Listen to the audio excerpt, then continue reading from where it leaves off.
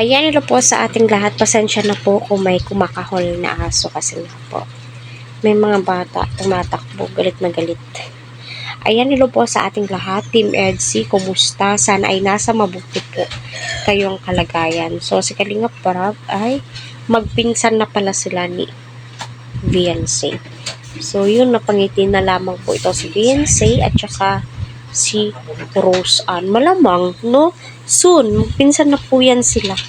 Ayan, hello po sa ating lahat. No, i-marathon po natin ang lahat ng video ng EDSI at kita naman po natin. Yung isa ay 2K na lamang po ang kulang para mag-1 milyon na nga po ito. So, patuloy po nating suportahan si Kalingap Prab, Kuya Val at ang buong team. Huwag po natin skip ang kanilang ads para sa ganun nga po ay marami pa pong kababayan po natin ang kanilang matulungan and syempre ang kanilang malingap.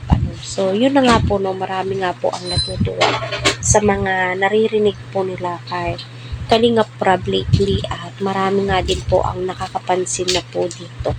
Kahit sino naman po ay mapapansin mo po talaga no, na itong si Rab ay very accommodating sa lahat naman po, no. Si Kalingap Prab ay very open naman po sa lahat. Open na open po ang kanyang bahay sa lahat ng kanyang mga beneficiaries, scouters, di ba? Kaya umaapaw po talaga yung blessings. At kita nyo naman po yung bahay ni Beyonce, materialis pa lang.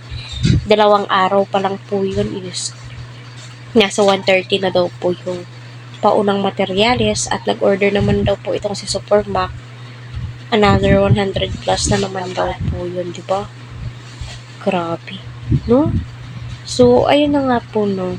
Tinawag po ni Kalingap Prab na insan itong si Beyonce at ayun, napangiti. So, syempre, itong si Beyonce, si Kalingap Prab ay mararamdaman po talaga, no? Mararamdaman po niya kung si Edu ay seryoso nga po kay Beyonce. Syempre, magpinsan po yan sila.